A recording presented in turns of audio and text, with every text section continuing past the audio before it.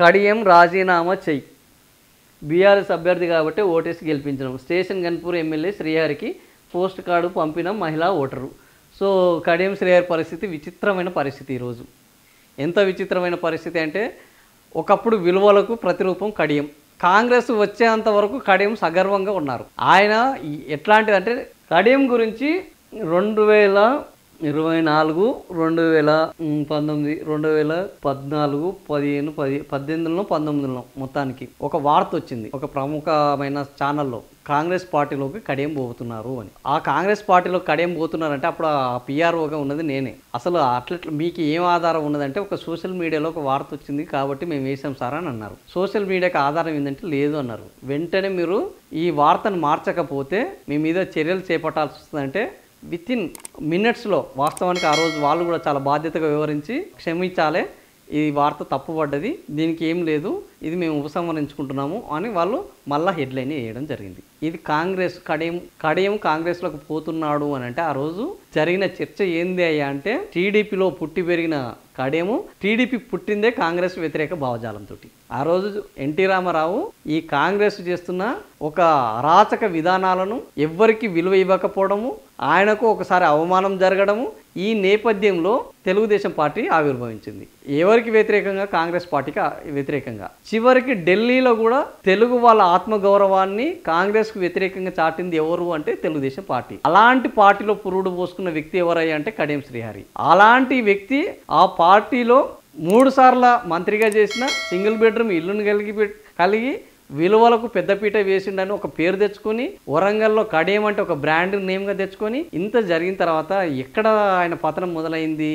ఎక్కడ ఆయన ఈరోజు అందరికి సమాధానం చెప్పాల్సి వస్తుంది? ఎందుకు ఈ పోస్ట్ కార్డుల వివాదం వచ్చింది? కడియం రాజీనామా చేయి. ఈ పోస్ట్ కార్డుల వివాదం, ఈరోజు పోస్ట్ కార్డులు, ఎమ్మెల్యేకి పోస్ట్ కార్డులు రాసే పరిస్థితికి ఎవరు కారణము? రాసిన వాళ్ళు ఎవరైనా కావచ్చు, కానీ రాసిన దాంట్లో వాస్తవం ఉందా లేదా? కాంగ్రెస్కు పోతే కథం. కాంగ్రెస్కు ఆయన ఏ పరిస్థితిలో పోయాడో ఆయనకు తెలుసు.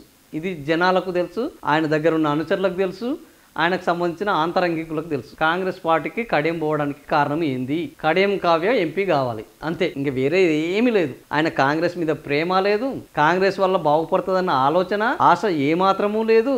ఇది ఏమి లేదు. ఆడ 2 రీజన్లు. ఒక రీజన్ ఏంటంటే కడియం కావ్య ఆయన కూతురు, ఆమె డాక్టర్. ఈ కడియం కావ్య డాక్టర్ కావాలి.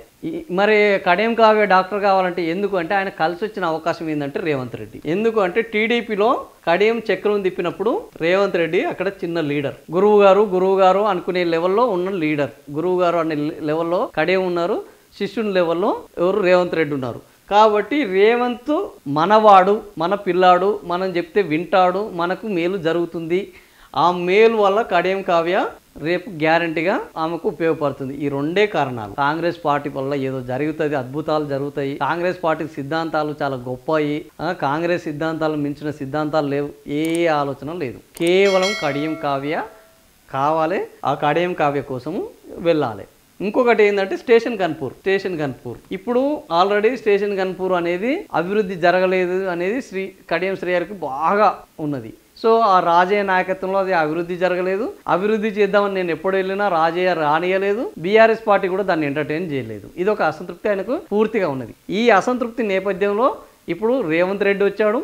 రేవంత్ రెడ్డి మన మాట వింటాడు, నా కూతురుకి టికెట్ ఇస్తాడు.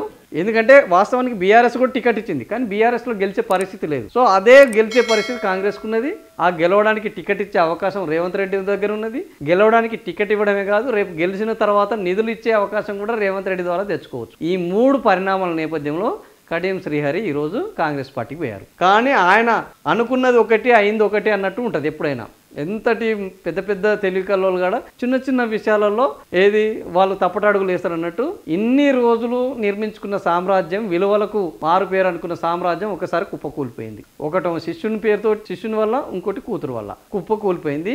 ఈ రోజు అడ్డగోలిగా అందరికీ సమాధానం చెప్పుకోవడము, తనకంటే చిన్న చిన్న నాయకుల వెంట ఆయన పరుగులు పెట్టడం. ఒక రోజు ఒక సమావేశం జరగాలంటే వరంగల్లో ఒకటి కలెక్టరేట్లో జరగాలి, లేదా కడియం ఇంట్లో జరగాలి, లేదా హరిత హోటల్లో జరగాలి. కానీ ఈ రోజు సమావేశాలకు ఎక్కడ జరుగుతున్నాయి? ఒక ఎమ్మెల్యే ఇంట్లో జరిగితే కడియం కూడా అందరితో పాటు పొలవమని వాళ్ళతోటి పోవాల్సి వస్తున్నది. వాళ్ళ పక్కన ఇదివరకు అధ్యక్ష స్థానంలో కూర్చుంటాయని ఈరోజు ఏమైంది?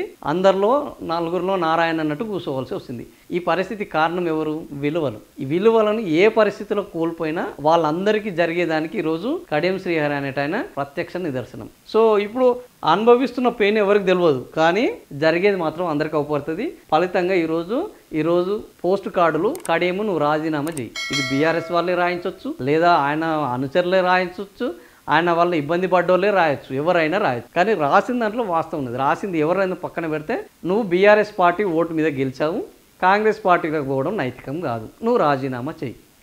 రాజీనామా చేస్తావా, అనర్హత ఓటుకు గురవుతావా?